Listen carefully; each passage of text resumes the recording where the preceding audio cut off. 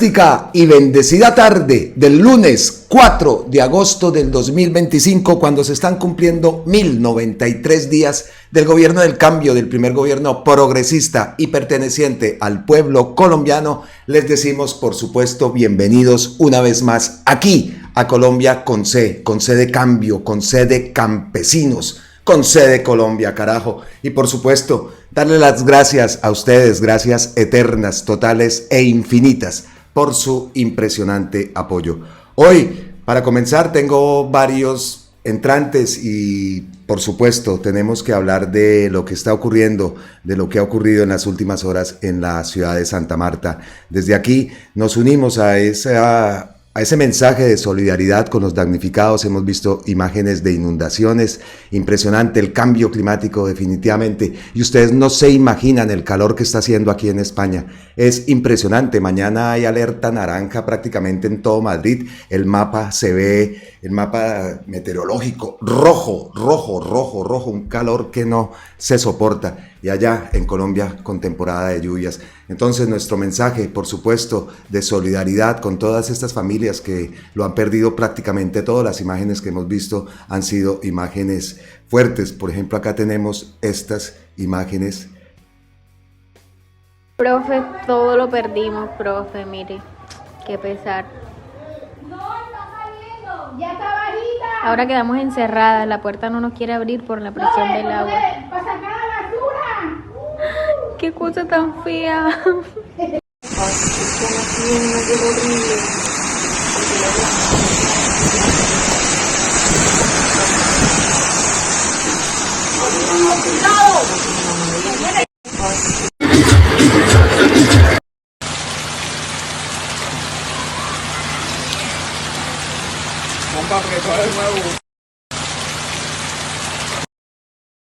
Dios, qué imágenes. La emergencia entonces persiste en Santa Marta por esas fuertes lluvias, tormentas eléctricas y vientos huracanados que afectaron al menos 100 barrios.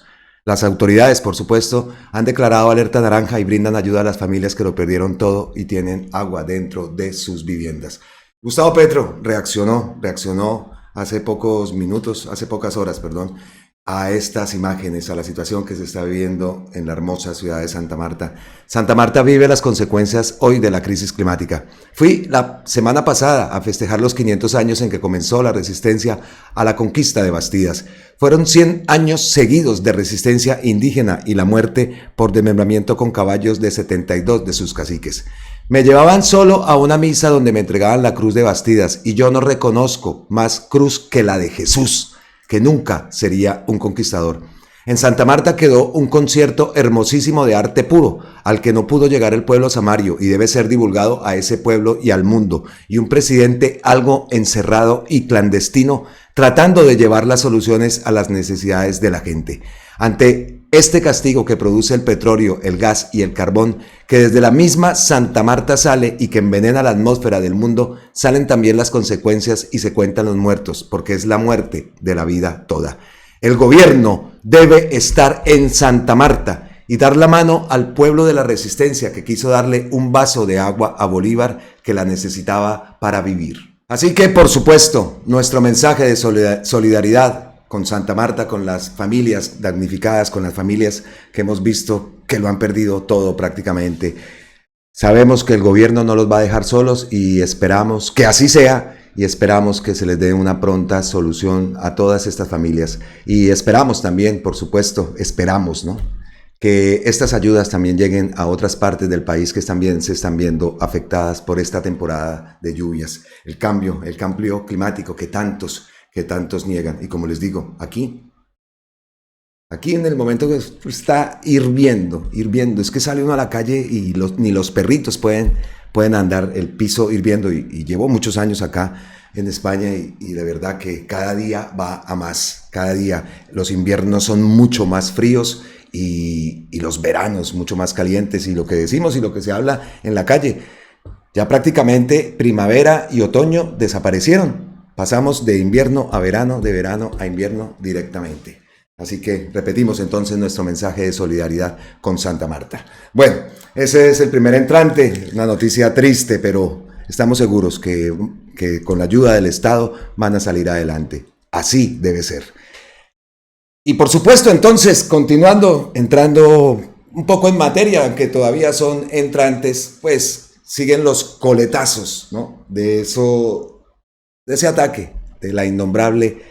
Este fin de semana llevamos cuántas horas hablando, no se habla de otra cosa, las cosas importantes pasan de largo, en fin, con tantas cosas que tenemos que hacer y que actuar en este año que queda de gobierno del cambio, que va a continuar, por supuesto, pues seguimos todavía en el tema de Vicky Dávila, los ataques de la prensa, los ataques de esa derecha, que por supuesto generan y envían un mensaje de odio.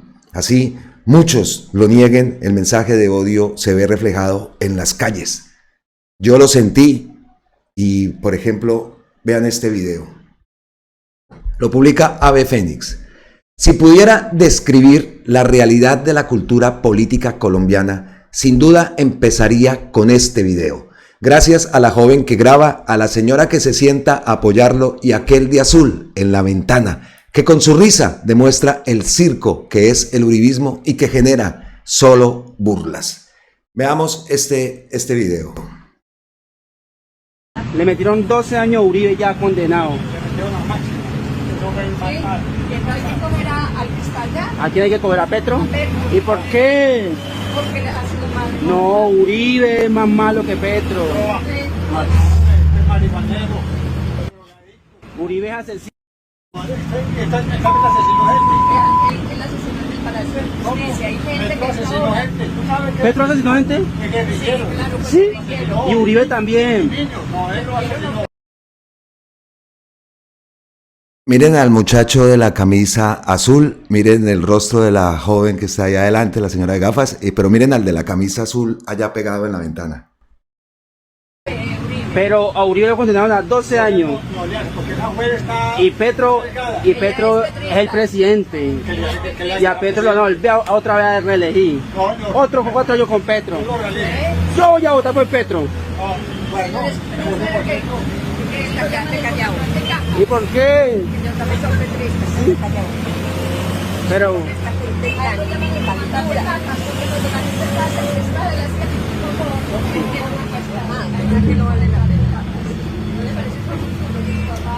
pero es que dicen Petro fuma marihuana. ¿Cómo? ¿Marihuana? Sí. Droga, cocaína. Sí. Se llama... Pero asesino. Asesino no, ¿de Oscar de Costa? Sí. Ah, hombre, yo vaya dejándolo. Sí. Yo voy a votar por Petro. Votamos por Petro, ¡que viva Petro!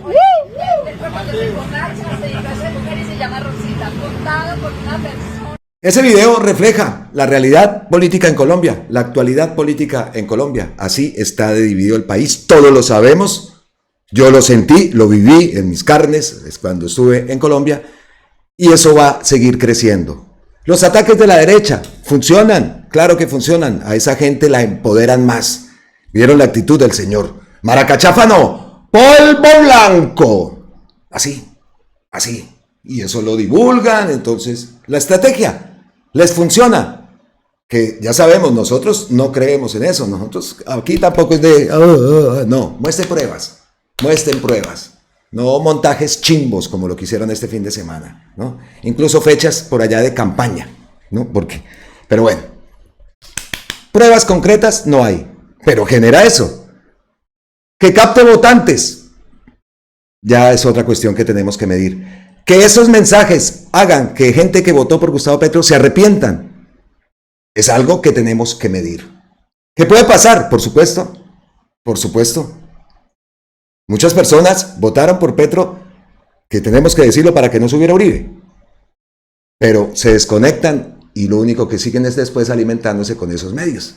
Entonces también pasa, porque también lo viví con un señor en Bogotá que había votado por Petro, la novia había votado por Rodolfo y el muchacho estaba arrepentido de todo lo que le manifestaba la muchacha, la novia, ¿no? Cuando yo llegué y empecé a grabar, entonces ya él decía, oiga, ¿esto es verdad? Porque me escuchaba grabando allá en Bogotá, recién llegado. Entonces la muchacha se ponía como, Este tipo llegó acá, pues, a meter a mi novio. Y me hizo varios desplantes, ¿no?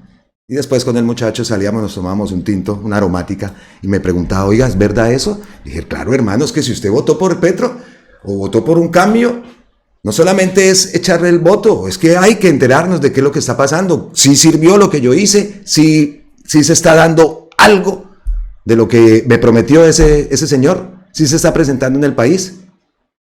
Entonces me pasó eso en Bogotá, recién llegadito, en el primer sitio donde estuve, y obviamente yo al segundo día ya estaba grabando y me escuchaban los vecinos y las personas que están ahí, y por supuesto pues ellos que habitaban y vivían en ese edificio. Así que nos sirva esto, motivación, porque tenemos que lograrlo, la derecha va a seguir en esta estrategia. Esto que ha pasado, esto será lo mínimo, ya todo lo que hemos visto, cada día superan la cruzada que decimos, ¿no? Cada día pasan más allá de esa línea roja.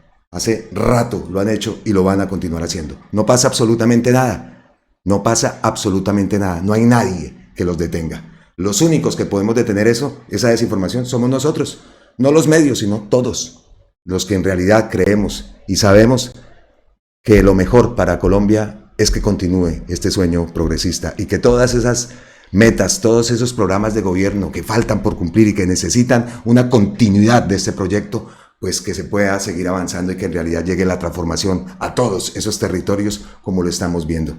Así que, repito, de nosotros depende. Porque todo lo que vimos, todo este fin de semana, ya lo sabemos. Y cosas que le duelan al uribismo, a ese uribismo despojador, fue todo lo que vimos y tratamos de resumir gracias a las publicaciones que hace Felipe Harman en su cuenta de X.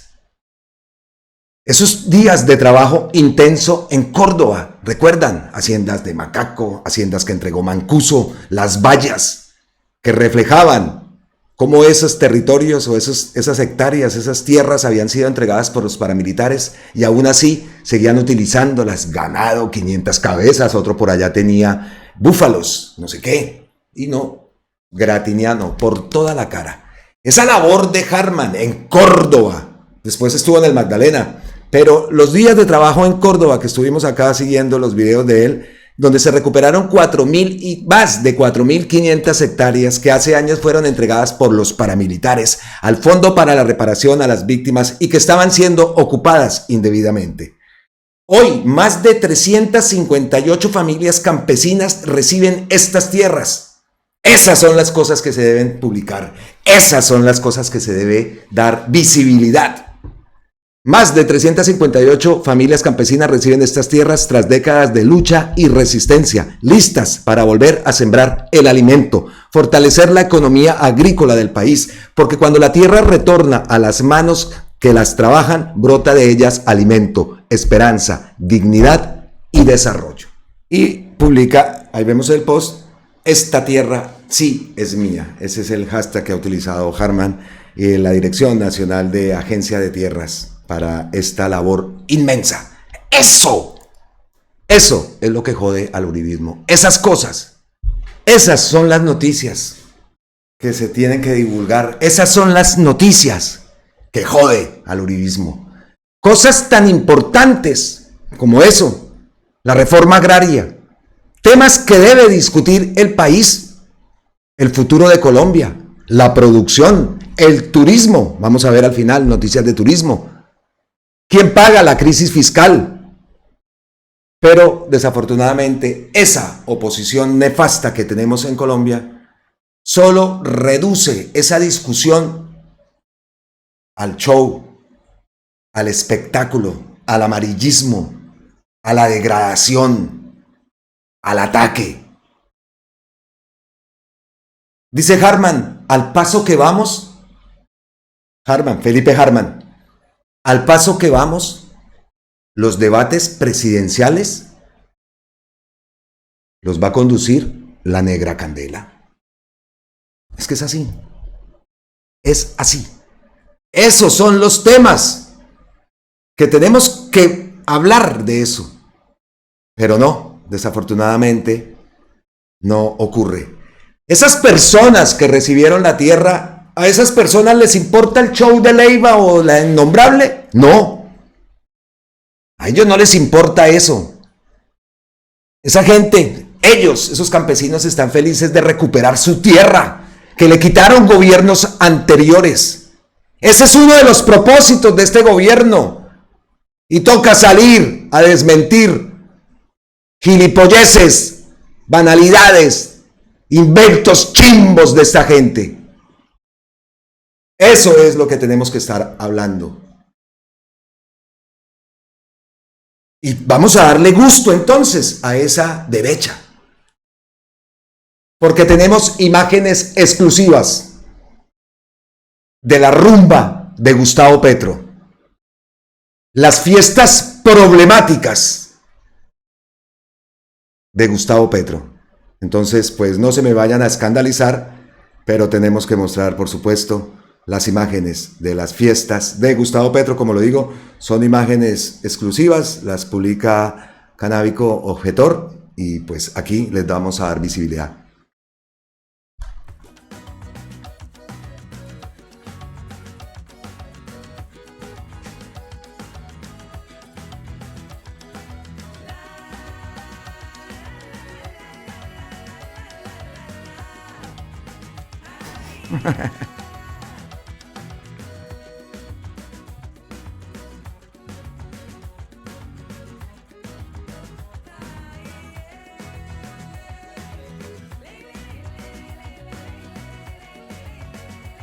Bueno, pero vamos entrando entonces en materia. Hablamos de elecciones, hablamos de candidaturas, hablamos del 2026. ¿Qué ha pasado? ¿Qué noticias nuevas tenemos respecto al pacto histórico? Pues tenemos esta publicación que hicieron hace pocas horas con 7 aspirantes presidenciales. Reafirmamos la unidad del pacto histórico, la primera fuerza política de Colombia. El 26 de octubre elegiremos en consulta nuestras candidaturas. La unidad nos lleva a la victoria. La unidad es la victoria. 7 candidaturas. Entonces, Ali Bantú, 1. Susana Muhammad, 2. Gloria Flores, 3. María José Pizarro, 4. Daniel Quintero, 5. Carolina Corcho, 6. Gustavo Bolívar, 7. Los leo en el orden que están en la imagen, ¿no? Nada de preferencia ni nada de eso. Esos son los 7 candidatos que por el momento pensamos, no sé si será el definitivo, porque nos queda la esperanza, ¿cómo no? Lo tenemos que decir, la esperanza del senador Iván Cepeda. Tampoco veo a Gloria Inés Ramírez, tampoco la vi en esa imagen, entonces no sabemos qué pasa también por el lado de Gloria Inés Ramírez, pero el senador Iván Cepeda es el que esperamos, ¿no? Pues lo decimos nosotros, ¿no? No es algo pues que estemos acá metiéndole. Pero sí, como dice acá el Ferchofacho, echémosle un Iván Cepeda Castro a ese combo y quedamos melos. Oiga, y un frenazo. Dice Gonzalo Guillén, demasiado silencio. Uribe sí se entregó en el Centro de Servicios Judiciales de la Alpujarra para ser detenido, firmar la diligencia de compromiso, presentar la póliza que garantizará que cumplirá las condiciones impuestas en el subrogado penal y ser trasladado a su finca donde debe purgar la pena de 12 años de cárcel. ¿Qué pasó con eso? Pues la defensa de Álvaro Uribe le pidió a la justicia que siga libre mientras resuelve la apelación a esa condena. Esto lo tomamos del portal Swiss Info.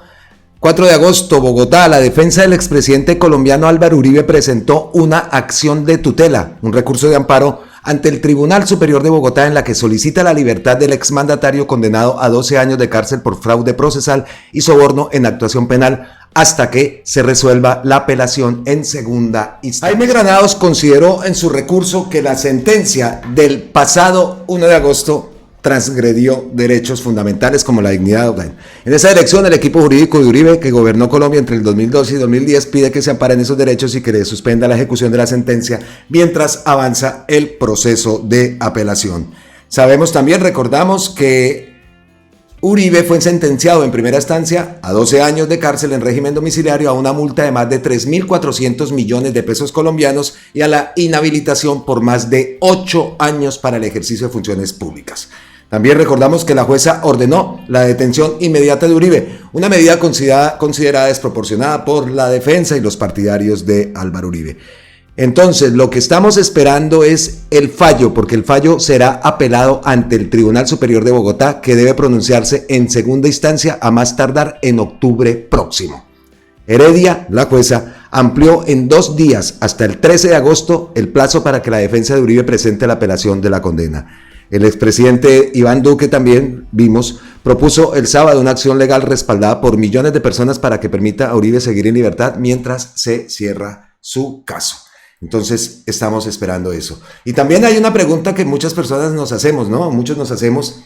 Las redes sociales, por un lado dice que no puede utilizar redes sociales, por otro lado dice que no, que él puede seguir utilizando las redes sociales. Pues esa es otra de las cuestiones que estamos pues muy atentos ante eso. Y si estamos hablando de la condena de Álvaro Uribe, por supuesto, tenemos que hablar del senador Iván Cepeda. Lo volvemos a nombrar, porque como lo vieron en el título del video, el senador Iván Cepeda tuvo una entrevista esta mañana con Néstor Morales. Y en una parte de esa entrevista es como bueno, escuchemos, más bien escuchen ustedes cómo cree el senador Iván Cepeda. Es otro cuento, Néstor Morales. El expresidente Uribe, ¿usted cree, como la jueza Heredia, que el expresidente Uribe puede huir, puede irse del país? No, no ese es el argumento de la señora jueza. Yo no escuché algo así. Lo que sí escuché es que efectivamente se pueden generar acciones, ella calificó de violencia, que pueden efectivamente significar un riesgo para la administración de justicia. ¿La jueza Heredia no dijo que el expresidente Uribe se podía ir de Colombia, se podría fugar? No ese es el asunto. Pero es más, la señora juez, le recuerdo. No dijo que Uribe tenía un amplio reconocimiento internacional y que podría irse del país. Pero eso es otra cosa. No, es lo mismo. Bueno, Néstor, si quiere, pues yo le digo, esto es una entrevista. Usted me está negando algo que es cierto. Ella dijo que Uribe tiene un reconocimiento internacional y que podría irse de Colombia. Pero, a ver, entendamos, esto es una entrevista para que usted escuche mi opinión o para que usted me diga lo que usted piensa. No, es una entrevista para que yo le haga unas preguntas. Bueno, entonces con el mayor gusto yo le doy mi opinión. Vale. Entonces mi opinión es la siguiente. Yo escuché claramente en la audiencia que la señora juez dijo que el condenado Álvaro Uribe había asistido regularmente, lo reconoció además, a todas y cada una de las audiencias, lo dijo tanto en el momento en que leyó la decisión del fallo, en el sentido del fallo, como también lo reconoció en el momento de dictar, pues obviamente la dosificación de la sentencia. Entonces no creo que ese sea el motivo esencial de su decisión. Lo que yo evalúo es que tiene que ver con precisamente las acciones y presiones que se están ejerciendo, y creo que ese es un motivo suficiente.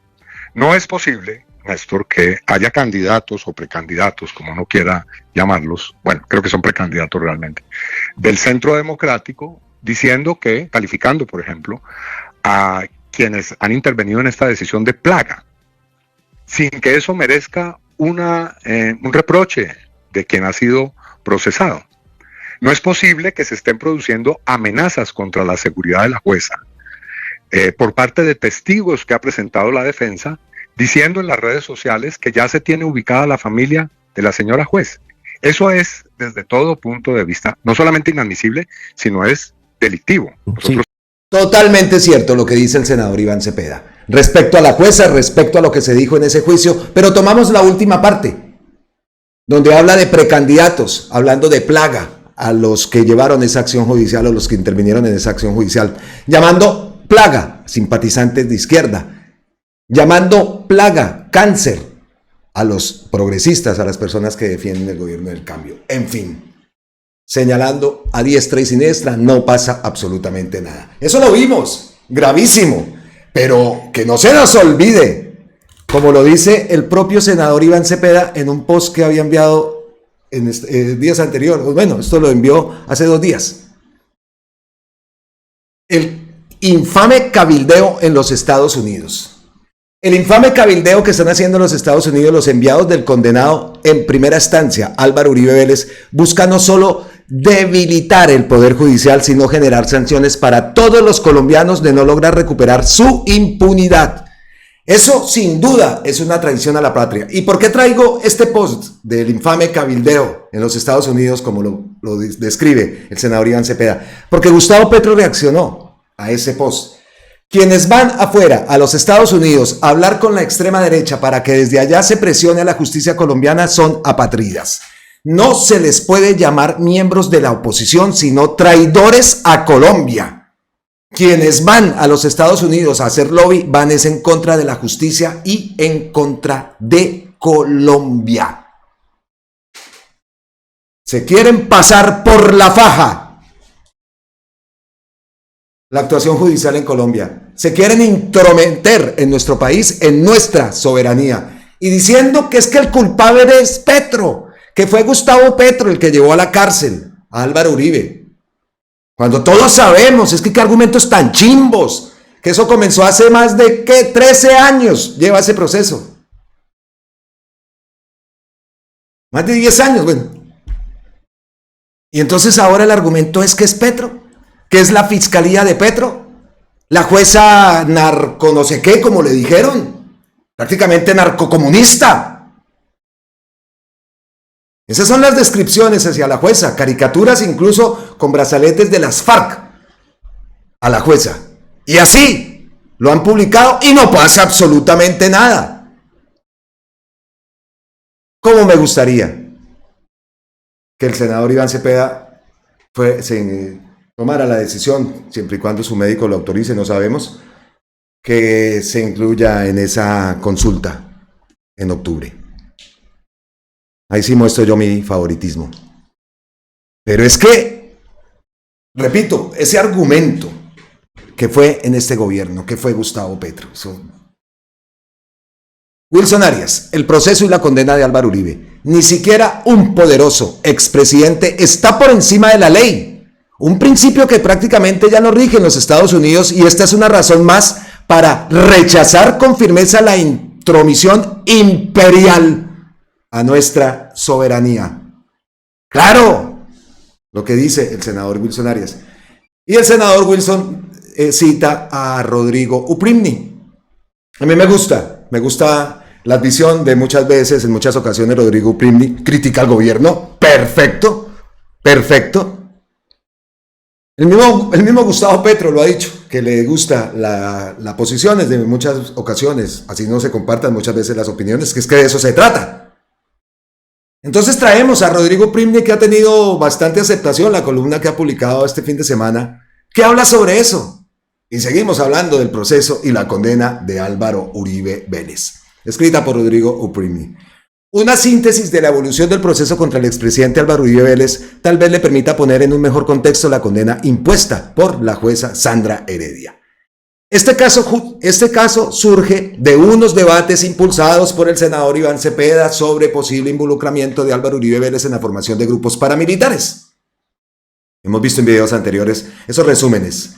El expresidente respondió con una denuncia en contra de Cepeda en febrero del 2012, 13 años, ante la Corte Suprema por calumnia y fraude procesal. Esto fue un boomerang para Álvaro Uribe Vélez, porque el 16 de febrero del 2018, eso era Santos todavía presidente, sí, una sala de la Corte Suprema, por decisión unánime de sus 3 magistrados, cerró la investigación contra Cepeda, porque consideró que sus actuaciones eran legales, pero compulsó copias para que Álvaro Uribe Vélez fuera eventualmente investigado, pues encontró que podía estar incurso en delitos. Debido a la reforma constitucional de 2018, el proceso pasó a la recién creada Sala Especial de Instrucción de la Corte Suprema, la cual, en decisión el 3 de agosto del 2020, adoptada en forma unánime por los 5 magistrados que la integraban, unánime, los 5 magistrados en el gobierno de Duque, dictaron sentencia contra Álvaro Uribe Vélez, pues considera que había indicios graves de que había cometido soborno a testigos y fraude procesal. Más que el gobierno de Duque, en el año 2020, Álvaro Uribe Vélez renuncia al Senado, con lo cual su caso pasa a la Fiscalía, dirigida por Barbosa, cercano al uribismo, El fiscal Gabriel Jaimes, designado por Barbosa, solicita en marzo de 2021 la preclusión del caso, que es una especie de absolución, pues tiene efectos de cosa juzgada. La jueza 28 penal del circuito, Carmen Ortiz, escogida por reparto, niega esa preclusión el 27 de abril del 2022, por lo cual Barbosa designa a otro fiscal, Javier Cárdenas, quien nuevamente solicita la preclusión en agosto del 2022. Pero nuevamente otra jueza escogida por reparto, la jueza 41 del circuito, Laura Barrera, rechaza el 23 de mayo del 2023 esa petición. La fiscalía apela a esa decisión, pero una sala tribunal de Bogotá, por decisión unánime de sus 3 magistrados, escogidos también por reparto, confirma el 29 de septiembre del 2023 la decisión y señala que el proceso debe seguir. ¿Recuerdan la conversación en la buceta? Al principio del video, vea. ¿Qué decía la señora? Que eso era Petro. Que Petro era el que tenía que estar en la cárcel. Ese es el argumento. Y que, bueno, todo lo que escucharon. ¿No? Solo después de esas 3 negativas a la preclusión, la fiscalía bajo la dirección de la fiscal Camargo, acusa a Álvaro Uribe el 9 de abril del 2024. Fiscal Camargo, escogida por la Corte, ¿no? Este relato muestra que antes de que llegara la jueza Sandra Heredia, también escogida por reparto, el proceso pasó por varias instancias judiciales, 3 magistrados de la Corte Suprema que consideraron que Álvaro Uribe Vélez debía ser investigado. Otros 5 de ese mismo tribunal que concluyeron que había graves indicios de que Álvaro Uribe Vélez fuera responsable de fraude procesal y soborno a testigos. 2 juezas del circuito y 3 magistrados del Tribunal de Bogotá escogidos aleatoriamente, quienes rechazaron la preclusión del proceso. Todo eso ocurrió durante 3 gobiernos muy distintos: Santos, Duque y el gobierno de Gustavo Petro, y con una fiscalía dirigida por jefes muy diversos: Montealegre, Martínez, Barbosa y Camargo. La condena de Álvaro Uribe no es entonces una conspiración de un gobierno de izquierda, aliado con una fiscal y una jueza supuestamente radicales, como lo ha sugerido aliados del expresidente. Por el contrario, han sido jueces y magistrados independientes que, resistiendo presiones, han intentado tomar sus decisiones basadas en los hechos y en el derecho como corresponde. ¿Que han podido incurrir en errores? Es posible, pero Álvaro Uribe Vélez ha contado con las garantías judiciales para cuestionar esos eventuales errores, incluida su posibilidad de apelar su condena ante el tribunal y eventualmente recurrirla en casación. Por eso, debemos abstenernos de estigmatizar a estos funcionarios judiciales, quienes valientemente han buscado honrar el principio clave del Estado de Derecho. Nadie, ni siquiera un poderoso expresidente, está por encima de la ley, un principio que prácticamente ya no rige en los Estados Unidos, y esta es una razón más para rechazar con firmeza la intromisión imperial a nuestra soberanía de su secretario de Estado, Marco Rubio. Como lo dijimos, escrita por Rodrigo Uprimni para El Espectador. Entonces ahí también nos aclara, pues nos confirma lo que ya sabemos, pero que sirva también todo esto de argumentos si se presentan esas discusiones como la que vimos en la buceta, ¿no? Esto tenemos que tenerlo claro, tenemos que tener argumento, porque estos debates en la calle se presentan a diario, y más si estamos en esa meta de buscar personas, ¿no? De buscar personas, de conseguirnos cada uno 5 personas que sepamos que no van a votar o que no han votado por Gustavo Petro, nuevos votantes, indecisos, en fin. Eso. Entonces, tenemos que tener argumentos y vamos a pararnos frente a alguien a decirle, vea, con todo el respeto, yo le quiero invitar a usted, bla, bla, bla. Aquí tenemos los argumentos. No, es que en las noticias, lo primero que le van a salir es que en las noticias, pues, que tengamos argumentos. No sé cómo se presenten estos escenarios, pero lo tenemos que hacer. Lo tenemos que hacer con nuestro voto. Pues es importante, por supuesto, pero ¿será que basta? Necesitamos más. Necesitamos 15 millones. ¿Y cómo lo hacemos? Nosotros tenemos que movernos. Todos. Ustedes, yo, Pedro, doña Rosa, Juan, todos a movernos para lograr ese objetivo. Esta gente no puede volver al poder, no puede volver al poder. Entonces, atentos con todo eso.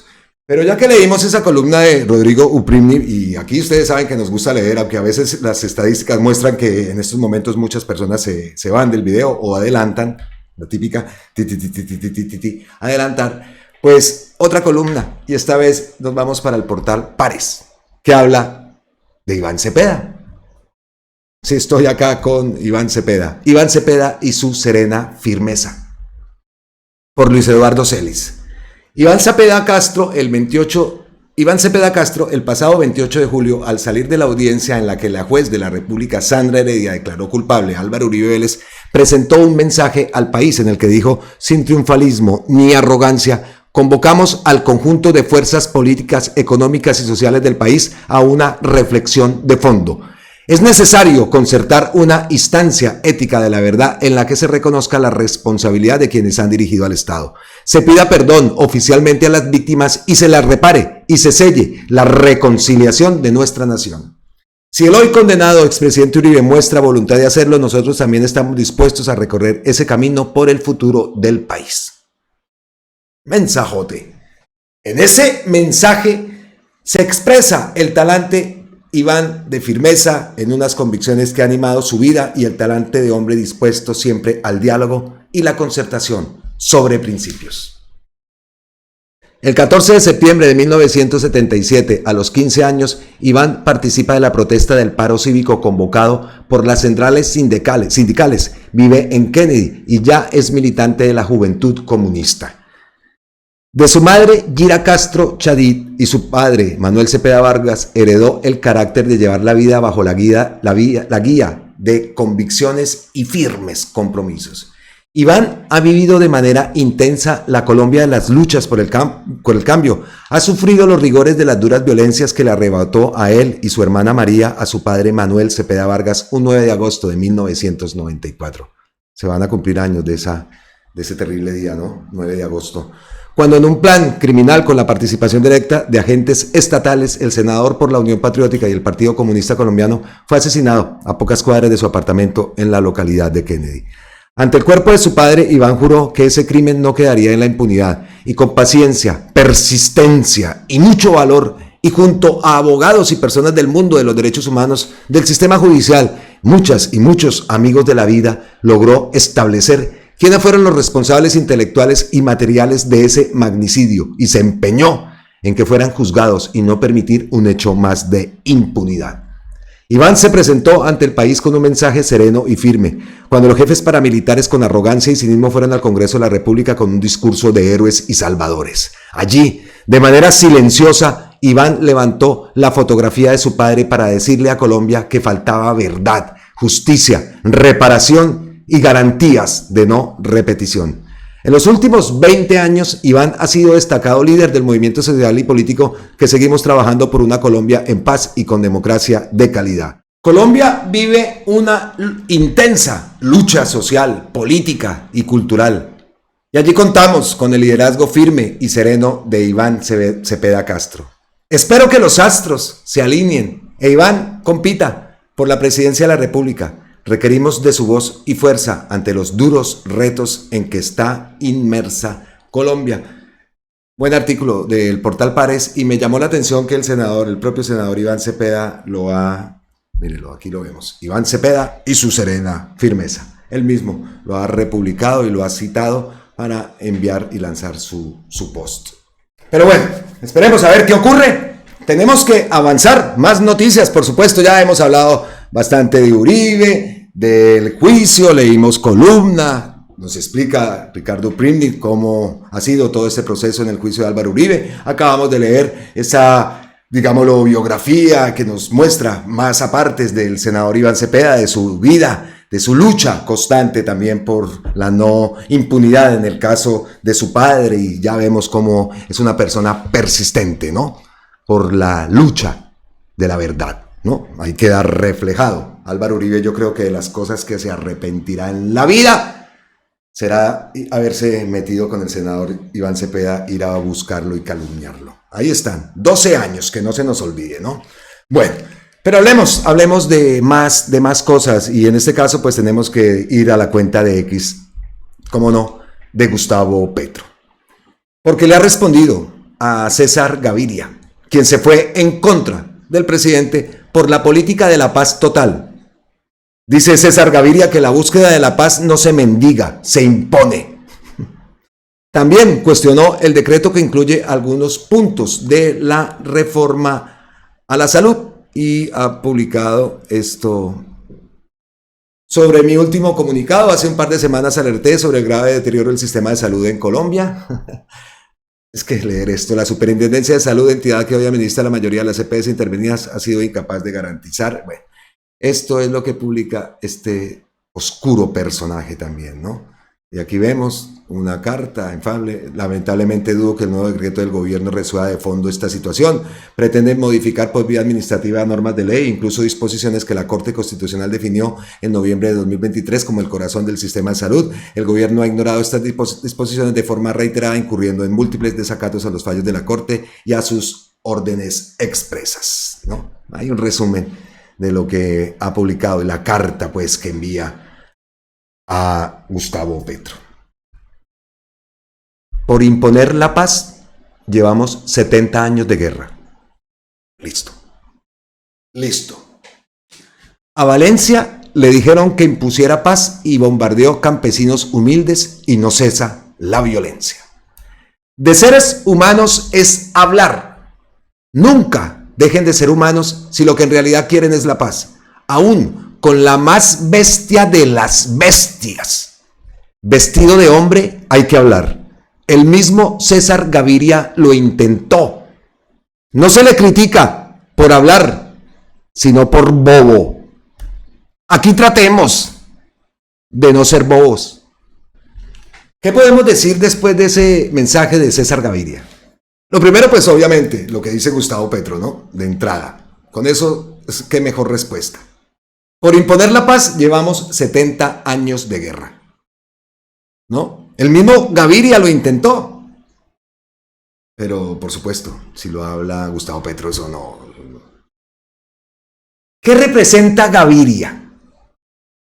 Esos expresidentes que nos han enfrascado en una guerra eterna, ¿no? Puede sonar palabra de cajón, es la verdad.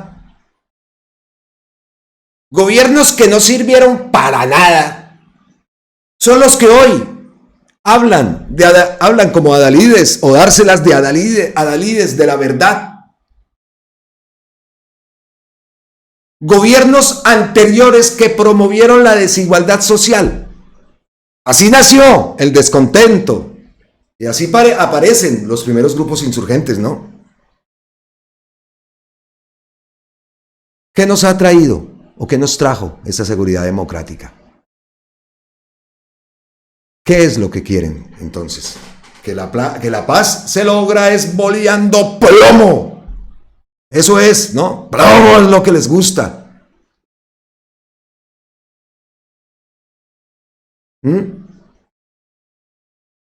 Que sí, que también hay que tener mucha atención a quién se le abre la puerta, porque hemos visto cómo se burló el ELN de la política de paz del gobierno de Gustavo Petro, alineados con esa derecha que prácticamente tienen el mismo discurso, ¿no? Eso también es lo que decimos, ¿no? Incluso hasta muchos votantes, que también, yo hablo lo que escucho, o lo que escuché allá en Colombia, muchos votantes también, que la paz total, que eso no le sirve a Gustavo Petro. Eso lo he escuchado, y son opiniones de la gente, votantes de Gustavo Petro, que se han burlado de él. Sí, se han burlado, pero también ha mostrado mano dura cuando se ha dado cuenta de estas burlas, ¿no?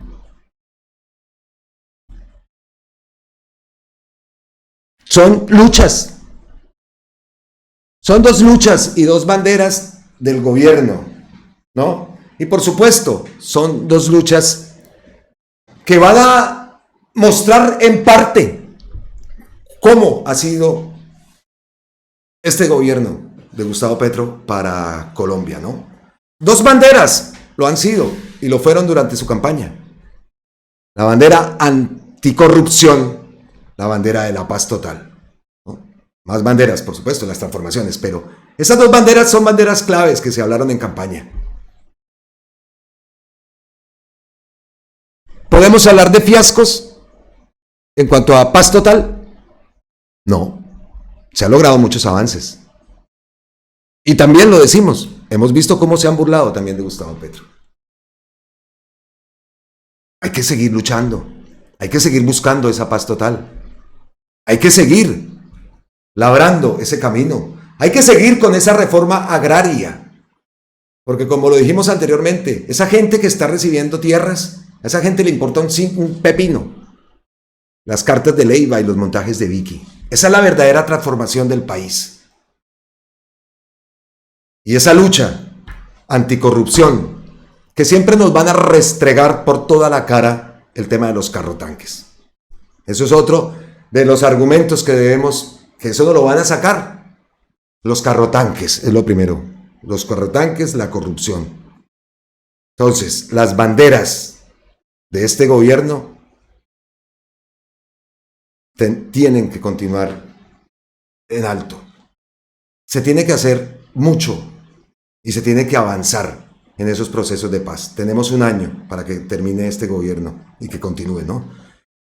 Dejar también muchos puntos abiertos de diálogo. ¿Cómo van a tratar los precandidatos esos diálogos? ¿Se va a continuar con la búsqueda de la paz total? Son preguntas que tenemos que hacerles.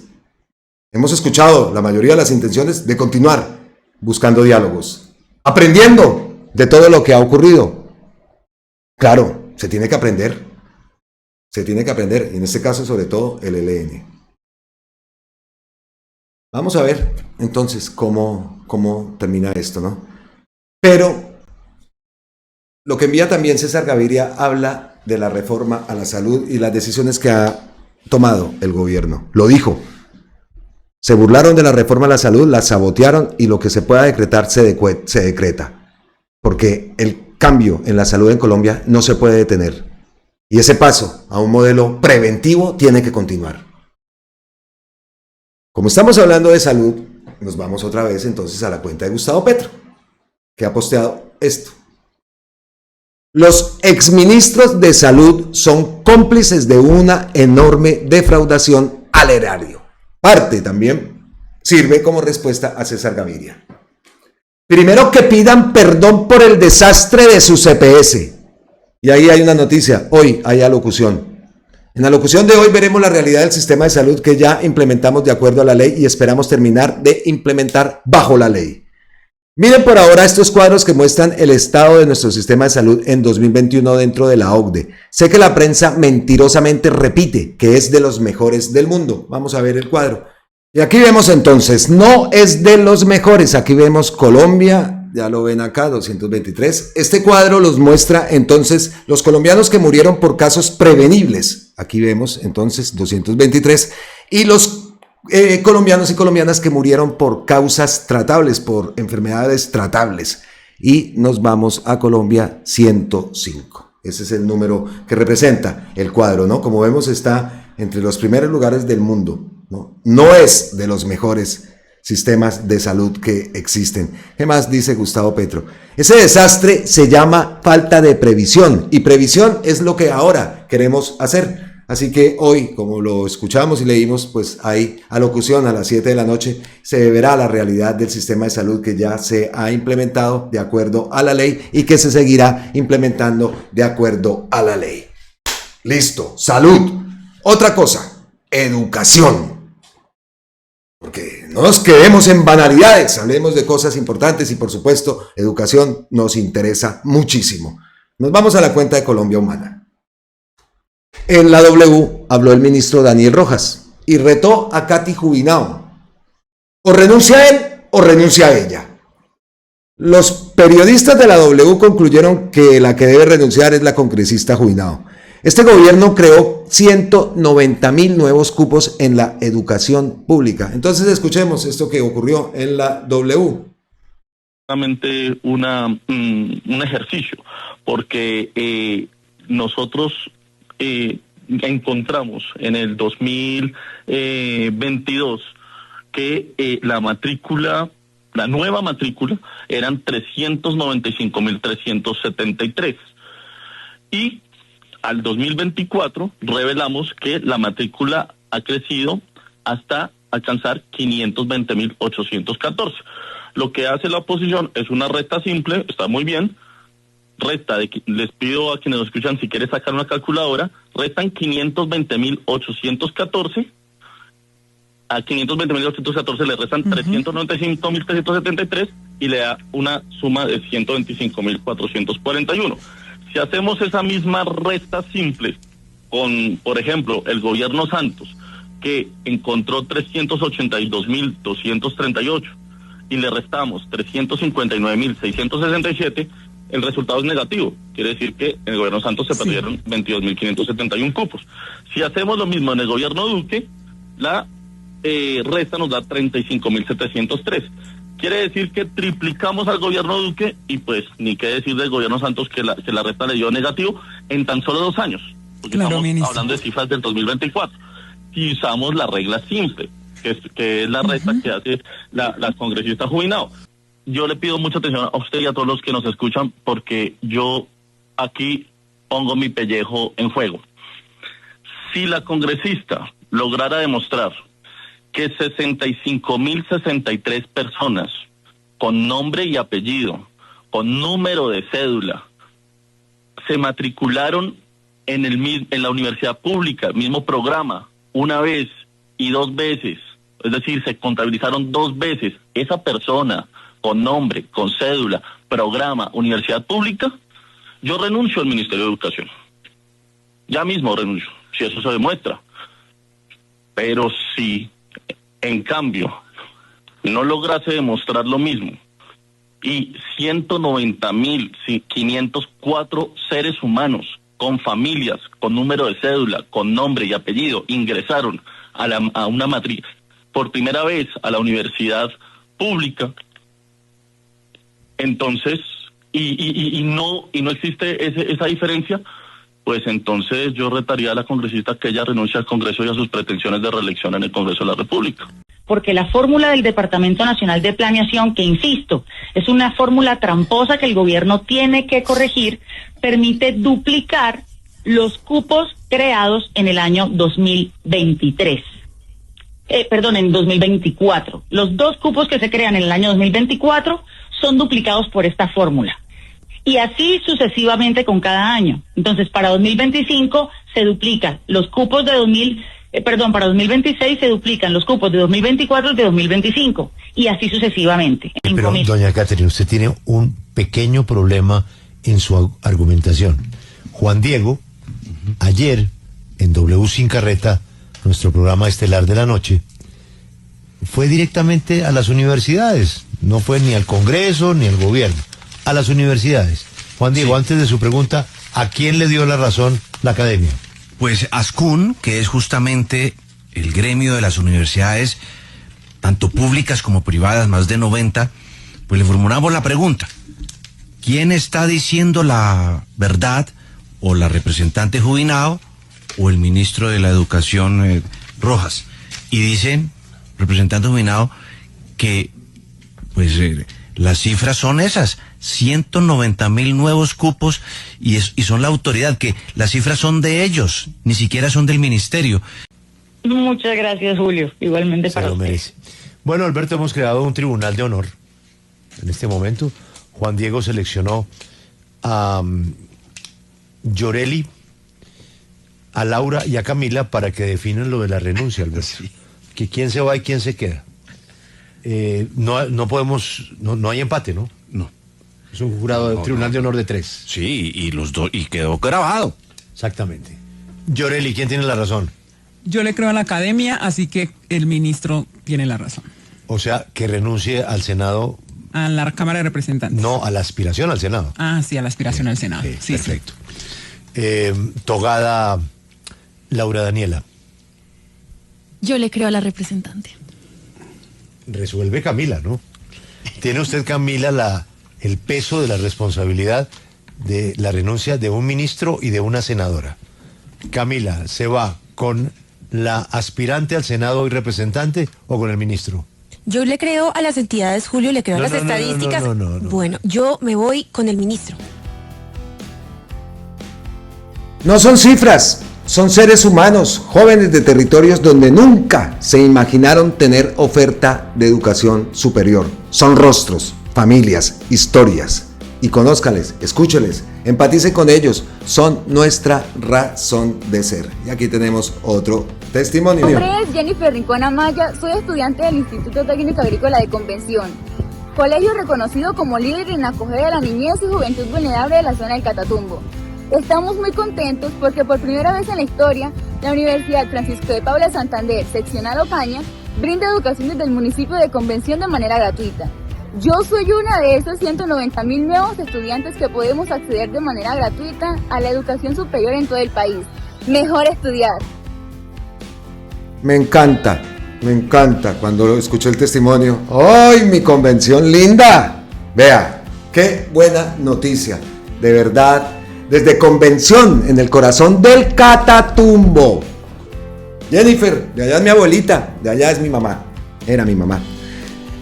Ay, Dios. Desde Convención, en el corazón del Catatumbo, Jennifer Rincón Amaya levanta la voz por toda una generación. Hoy estudia gracias a la llegada histórica de la UF Ocaña, seccional Ocaña, que por primera vez ofrece educación. La Universidad Francisco de Paula Santander, seccional Ocaña, que por primera vez ofrece educación superior gratuita en su municipio.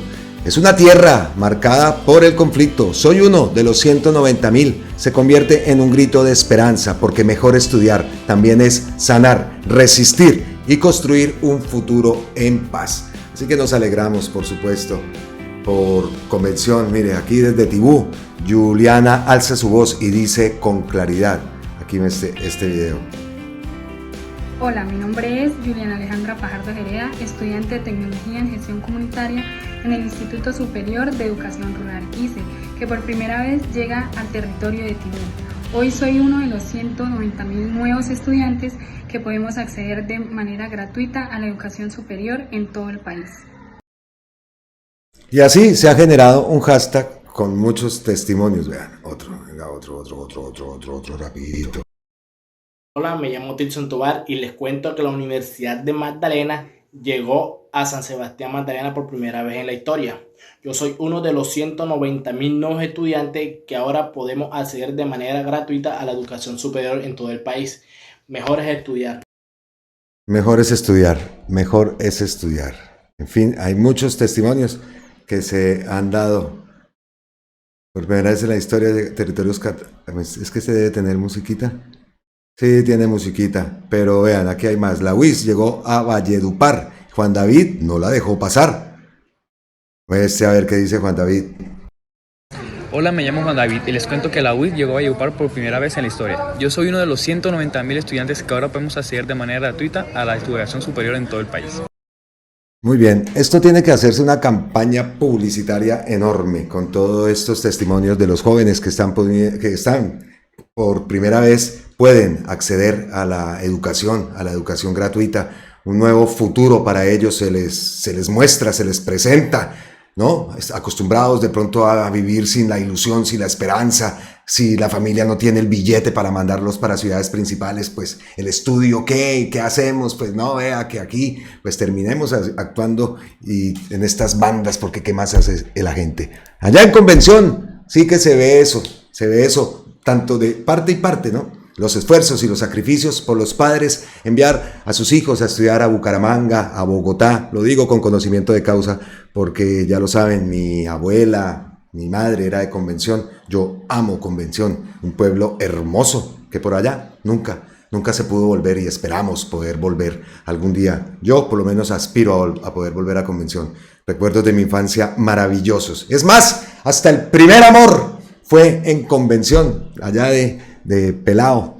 Tuve mi primer amor y eso casi que tristeza, que lagrimones para devolverme a Bogotá. nunca se me olvidará y siempre tendré un recuerdo hermoso de Convención, así que me alegra mucho por Convención, por el Catatumbo y por supuesto por todo el país, pero hablo también y le tiro hacia lo que conozco también Tibú y conozco toda esa zona desde hace muchos años, ese viaje, esa carretera, Cúcuta, Ocaña, por Tibú y después a Convención, duro, lo hicimos como 3 veces en mi vida, lo he hecho.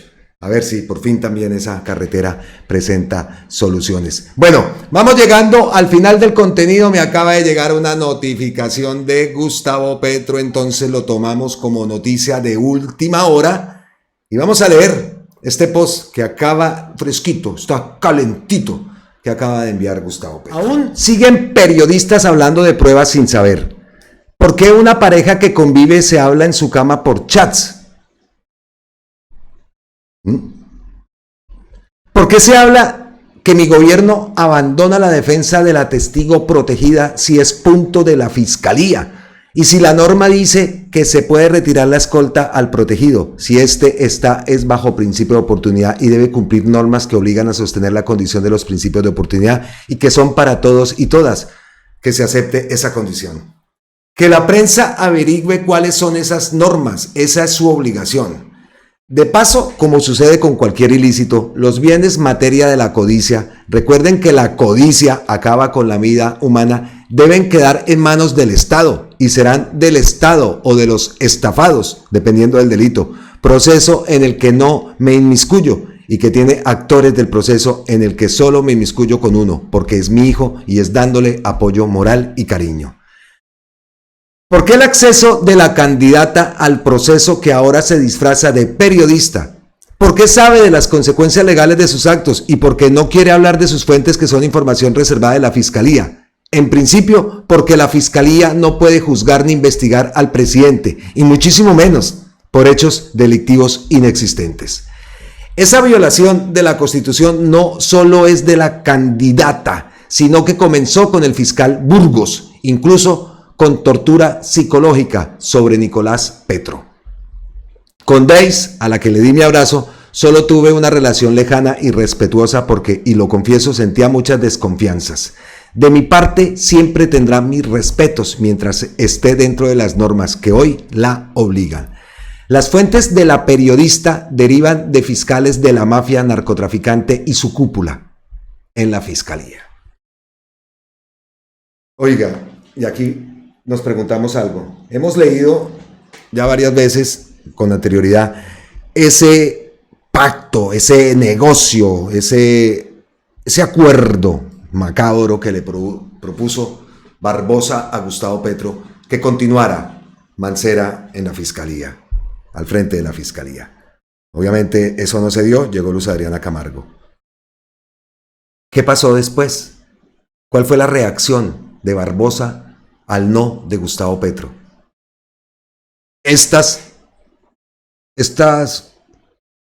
Como dice, las fuentes de la periodista derivan en fiscales de la mafia narcotraficante y su cúpula en la Fiscalía. Siempre he pensado que la exacerbación jurídica contra mi hijo proviene de un intento desesperado por llevarme a una negociación ilícita y terrible para Colombia. ¿Ven?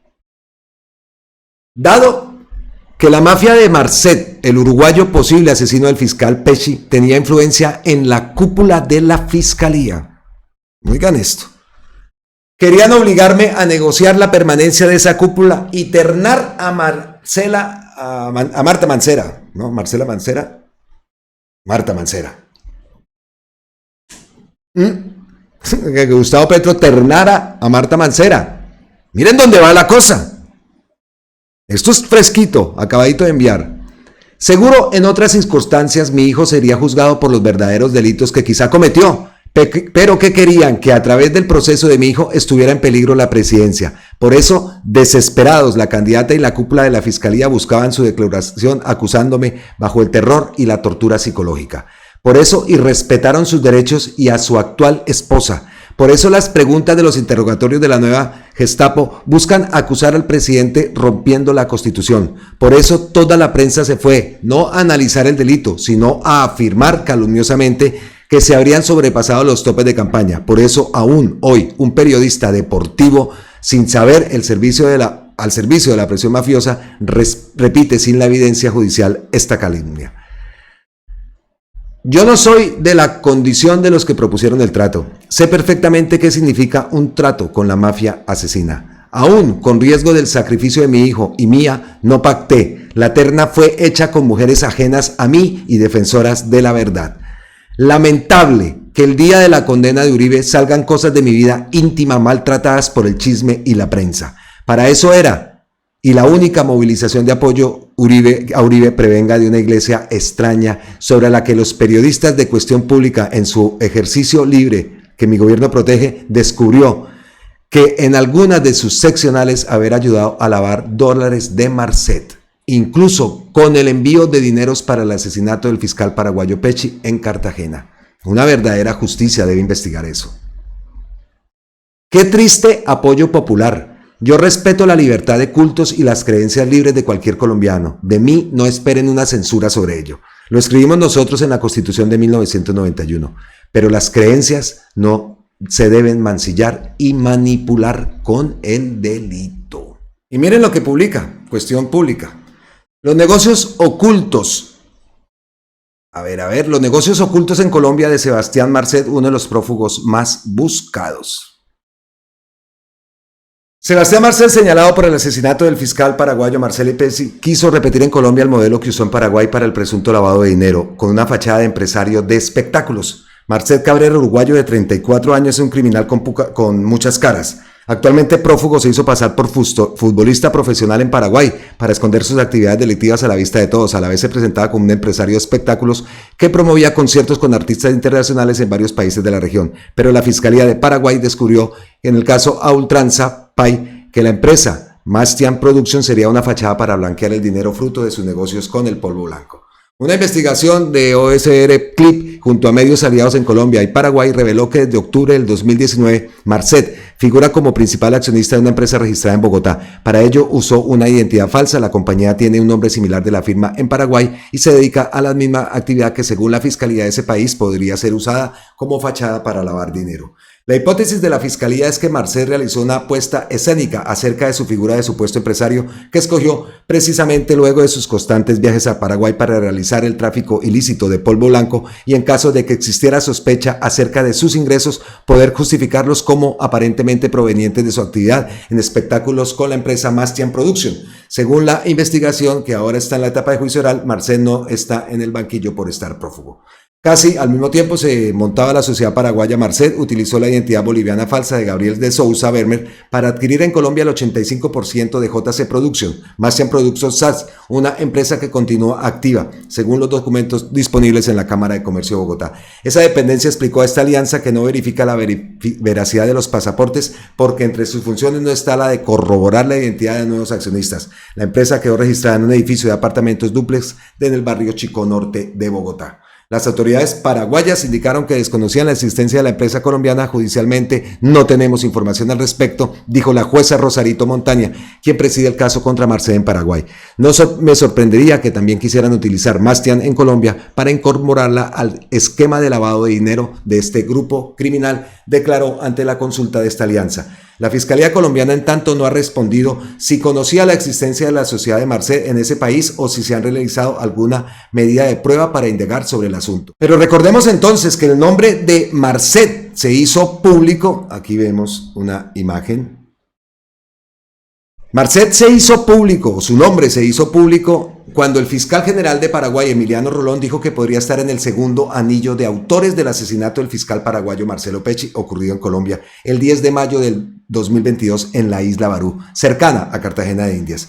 Cuando el funcionario disfrutaba de su luna de miel, detalló Rolón, que obtuvo la información sobre la presunta vinculación de Marcet en ese crimen, la obtuvo de su homóloga colombiana Luz Adriana Camargo, luego de una reunión en mayo de ese año. Recordemos también que Gustavo Petro ha vinculado a Marcet con el crimen del fiscal paraguayo en febrero pasado. En junio aseguró que el uruguayo estuvo recientemente en Colombia y volvió a incriminarlo, esta vez de pertenecer a una junta del narcotráfico con asiento en Dubái, en Colombia. Según el mandatario, esa mafia internacional estaría detrás del atentado que ocurrió el pasado 7 de junio contra Miguel Uribe Turbay, senador de derecha y precandidato presidencial para las elecciones de 2026 en Colombia, quien sigue hospitalizado en estado crítico. De acuerdo con Gustavo Petro, esa organización criminal dirige las principales operaciones de tráfico de drogas en América Latina. No se conocen pruebas de ello hasta el momento, según lo indicó la Fiscalía colombiana al diario El País. Son apartes de esa investigación que publica Cuestión Pública, ¿no? Gravísimo este asunto,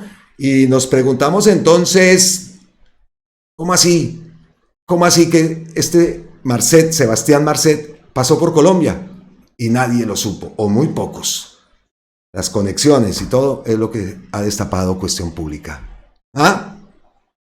Vean dónde va ya el tema de la Junta del Narcotráfico y lo que ha divulgado y lo que ha dicho Gustavo Petro, que lo leímos en la última parte de ese artículo que hemos leído, de la vinculación presuntamente de la Junta del Narcotráfico con el atentado de Miguel Uribe. Se van atando cabos, ¿no? Se van atando cabos, y recordemos que Álvaro Uribe, en la audiencia, esos descargos que hizo, ese discurso político macabro y estigmatizador que hizo, pues culpaba al gobierno de ese atentado, ¿no? Marcet, entonces, señalado de ese crimen de Marcelo Pesci, pasó por Colombia y nadie supo nada. Tenaz. Llegamos así a las ñapitas, ya vamos llegando al final de este video. Y miren la primer ñapita que tengo. Y pasó de agache, dice Angélica Monsalve. El 7 de junio, el atentado contra el senador Miguel Uribe. El 9 de junio liberan a Papá Pitufo. Para pensar, ¿no? Y súmele lo que acabamos de leer. Da para pensar, ¿no? Siguiente ñapita, y con esta cerramos el contenido del día de hoy. La derecha dice que el gobierno de Gustavo Petro no sabe nada de empleo, pero la cifra de desempleo acaba de bajar a 8.6, la más baja en 8 años. Escuchemos entonces, para despedirnos, al senador Wilson Arias, siempre y cuando Gustavo Petro no haya reposteado algo nuevo. Ahora revisaremos su cuenta, pero escuchemos a Wilson Arias. Sobre esto no van a hablar los grandes medios de comunicación. El presidente Petro acaba de lograr algo que ni siquiera el gobierno de Iván Duque consiguió. La tasa de desempleo en Colombia ha bajado al 8.6%. 831,000 nuevos colombianos consiguieron empleo en el último año, una cifra que no se veía en otros gobiernos desde el 2017. Que el aumento del salario mínimo iba a generar desempleo, baja. Que el gobierno Petro no sabe crear empleo, baja. Que la inversión del gobierno en sectores productivos y no extractivos no sirve, pura baja. Ya son 10 meses consecutivos de reducción sostenida del desempleo. Lo hemos dicho y hoy lo reafirmamos. Más ingresos para el pueblo significa más dinamismo para la economía, y acompañado de fomento y sana protección, mejor comportamiento de las empresas nacionales. Ayúdanos a compartir este video, que el uribismo nos siga engañando con más mentiras. A compartir el video, por supuesto, de Wilson Arias. Nosotros acá felices divulgándolos, porque nos encantan los videos del senador Wilson. Listo, reviso la cuenta de Gustavo Petro. No, lo último que dijo fue ese post, y el anterior: los exministros de salud son cómplices de una enorme defraudación al erario. Vimos los cuadros, en fin. Espero que les haya gustado este contenido. He tratado de abarcar, como siempre, varios temas importantes, y pues lo que tenemos que seguir es adelante.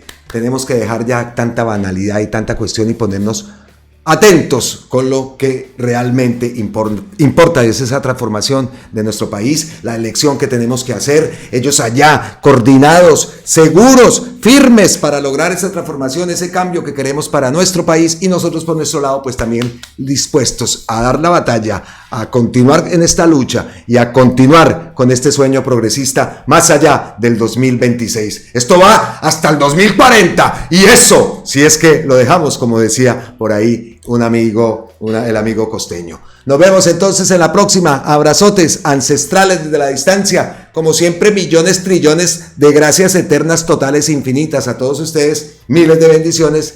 Y nos vemos en la próxima, aquí en Colombia con C. Recuerden, las personas que no se han suscrito, los invitamos a que se suscriban al canal. Apóyenos para llegar a esa meta de 150,000 personas y que nuestro trabajo llegue a más y más personas. 150,000 por ahora, porque vamos a pasar y vamos a seguir derecho, por supuesto que sí. Chao, miles de bendiciones, feliz resto de día.